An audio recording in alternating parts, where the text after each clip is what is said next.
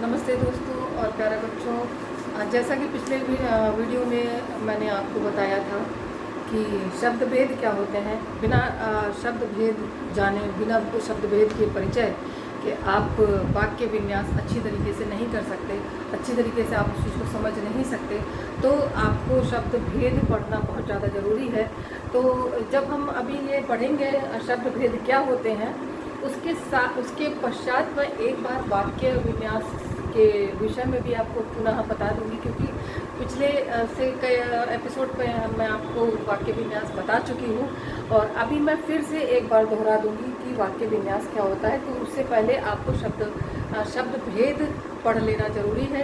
शब्द भेद में मैंने आपको पिछले एपिसोड में बताया था कि शब्द भेद क्या होते हैं और ये कितने प्रकार के होते हैं, और अभी भी मैंने ये बोर्ड पर आपको लिख रखा है, शायद आपको दिख नहीं रहा होगा।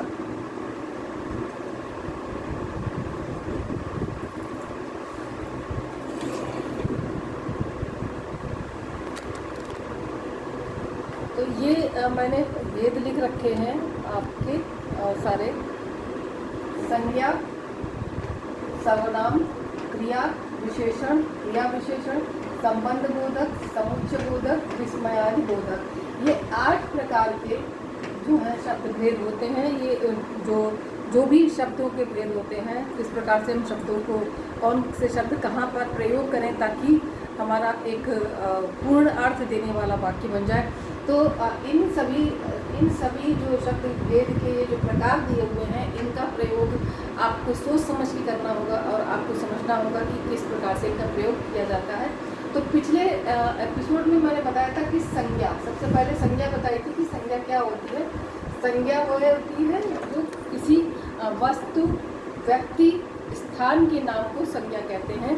तो जब कोई भी आप वाक्य बनाने चलते हैं या कोई भी बात आप कह रहे होते हैं, किसी के विषय में भी कह रहे होते हैं, तो जिसको इंगित किया जा रहा होता है, जिसको लक्षित किया जा रहा है, परिलक्षित किया जा रहा होता है, तो वो व्यक्ति, वस्तु या स्थान, कुछ तो नाम होगा, उसको नाम दिया जाता है। उस नाम का जो है, हम उस नाम को ही संज्ञा कहते हैं कि ये हमारी संज्ञा है जो कि यहाँ पर काम की करने वाली यहाँ पर है।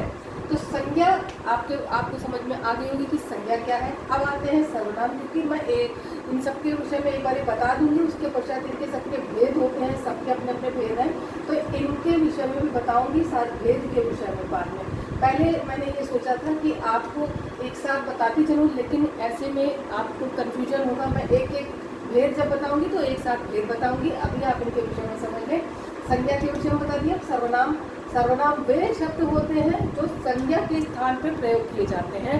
जैसे कि मान लीजिए यहाँ पर संज्ञा क्या था, राम, सीता, गीता, लड़का, लड़की और गाय, भैंस, ये पशु पक्षी, ये भी संज्ञा में ही आते हैं।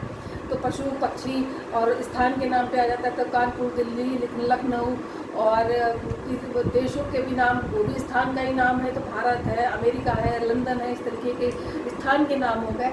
और उसके बाद जो है वस्तुओं के नाम हो जाएंगे, जैसे चारपाई, बेड, टेबल, कुर्सी और किताबें, कापियाँ, इस तरीके की सारी चीज़ें जो वस्तुएं हैं वो सब संज्ञा में आएंगी। तो अब ये सर्वनाम जो है, सर्वनाम संज्ञा के स्थान पर प्रयोग किए जाने वाले वे शब्द होते हैं जिनका कोई नाम नहीं होता है। संज्ञा है, अगर मान लो यहाँ पर संज्ञा राम था, राम के स्थान पर वह, जैसे वह, तुम, तो तुम का कोई नाम था। अब हम सर्वनाम जब लगाएंगे तो वहाँ पर तुम हो जाता है, सेकंड पर्सन जो भी था वो तुम हो जाएगा। और हम अपने लिए, मेरा कोई नाम होता है तो अब तीनों नाम एक साथ नहीं लिख सकते कि राम तुम यहाँ पर लगाना पड़ेगा, इस तरीके से। तो इसलिए सर्वनाम जो संज्ञा के स्थान पर प्रयोग किए जाए वो सारे शब्द सर्वनाम होते हैं। तो जैसे यहाँ पर उदाहरण के लिए मैं, तुम, वह, हमारा, तुम्हारा, उनका, उसका, आपका और इस तरीके के शब्द जो आ जाते हैं वहाँ, यहाँ, ये सब सर्वनाम में आते हैं। अब आती है क्रिया। जब संज्ञा हो गई, सर्वनाम हो गई, ये दो काम के करने वाले हो गए, तो क्रिया भी तो चाहिए कि क्या किया जा रहा है। तो ऐसे शब्द जिनसे जो है काम के करने का पता चल रहा हो, बोध हो रहा हो, वो क्रिया कहलाते हैं। अब जैसे खाना, जाना, गाना, नाचना, सोना और भी बहुत सारे शब्द हैं। जो जितनी क्रियाएं होती हैं, जितने क्रियाकलाप होते हैं, जितने की देखना, दौड़ना, घूमना, पीना, इस तरीके के जितने भी क्रिया हैं वो शब्द जो जिनसे कि काम के होने का पता चल रहा होता है वो सब क्रिया कहलाते हैं। और ये अंग्रेजी में इनको नाउन कहते हैं संज्ञा को, और प्रोनाउन कहते हैं सर्वनाम को, क्रिया को वर्ब कहते हैं। अब आता है विशेषण।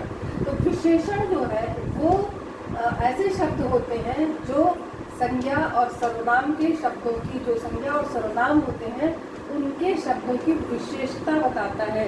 जैसे सीता सुंदर है, तो सुंदर जो शब्द है वो सीता की विशेषता है, सीता की विशेषता बता रहा है सुंदर।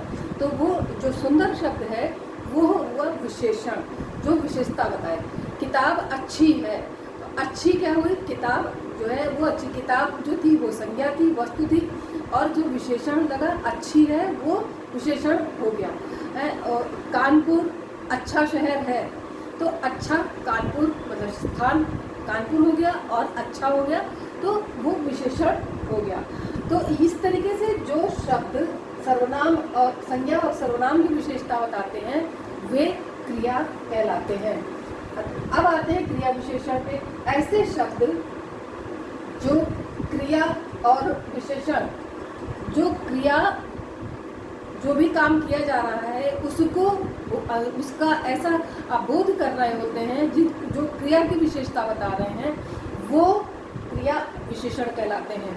अब आते हैं संबंध बोधक। जो ऐसे शब्द जिनके द्वारा शब्दों का जोड़ होता है, शब्द एक दूसरे से जुड़े और किस प्रकार से जुड़ते हैं वो संबंध बोधक में आ जाते हैं।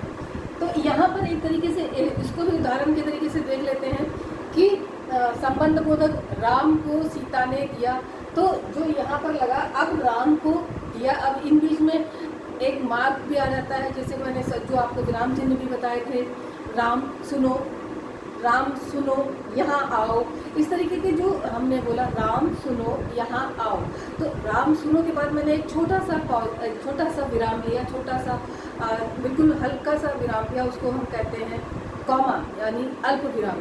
जो अल्प विराम लिया यहाँ पर वो यहाँ पर संबंध बोधक उस शब्द को जोड़ रहा है, उसके साथ में जो जोड़ करके ये बताएगा। अंग्रेजी में इनको पंक्चुएशन मार्क कहते हैं संबंध बोधक को। यहाँ पर वो उस वाक्य को जोड़ रहा है।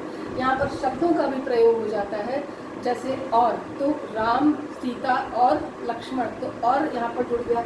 अब समुच्चय बोधक, उनको जो समुच्चता जो जुड़ने का उनको बता रहा होता है। विस्मयादि बोधक, अरे ये क्या हुआ है, इस तरीके के जिनसे कि जिन शब्दों से विस्मय आश्चर्य प्रकट होता हो वो विस्मयादि बोधक जो है शब्द कहलाते हैं। तो ये हो गए हमारे 8 प्रकार के शब्द भेद। अब इनके विषय में हम आपसे कल बात करेंगे, अगले एपिसोड में बात करेंगे कि कितनी इनकी सबकी कितनी जो है इनके अपने प्रकार होते हैं। संज्ञा के अपने प्रकार हैं, सर्वनाम के अपने प्रकार हैं, क्रिया के हैं अपने, इन सब के अपने अपने प्रकार हैं। जिन के प्रकार हैं उन सब के विषय में आपको अगले एपिसोड में बताऊंगी। तो इसी के साथ अभी मैं एपिसोड यहीं पर समाप्त करती हूँ। और जय हिंद, जय हिंदी। और वीडियो को जो है शेयर करते रहिएगा, चैनल को सब्सक्राइब कर लीजिएगा। और क्योंकि वीडियोस बहुत लंबे हो जाते हैं, लोग देखते नहीं हैं, या मैं ये सोचती हूँ देखना नहीं चाहते, जो भी हो, या मैं शायद धीरे बोलती हूँ। जो भी मैं कोशिश करूँगी कि तेज़ बोलूँ और आप तक हमारी बात पहुँचे। मेरा प्रयास रहेगा कि और तेज़ बोलूँ जो कि आपको सुनाई पड़े। हाँ, बोर्ड पर मैं ये देख रही हूँ, मुझे खुद भी लग रहा है कि थोड़ा सा रोशनी इस पर ज़्यादा पड़ रही है और आपको समझ में नहीं आ रहा होगा। तो मैं इसके लिए भी कुछ अभी सोच रही हूँ कि इसके लिए कुछ चेंज करना है। लेकिन अभी आप लोग पहले तो चैनल को सब्सक्राइब करते रहिएगा, शेयर करते रहिए। कंटेंट पसंद आ रहा है तो ज़रूर से शेयर करिएगा।